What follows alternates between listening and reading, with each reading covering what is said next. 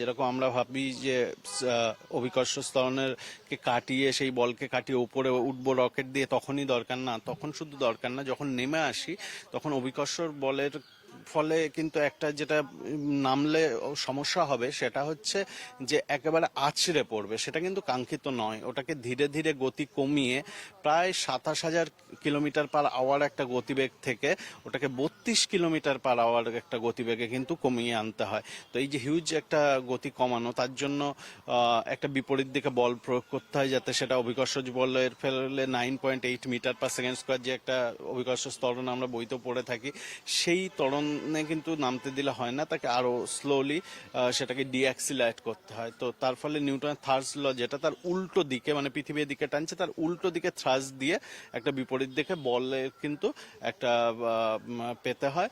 তো সেই ব্যাপারটা রয়েছে।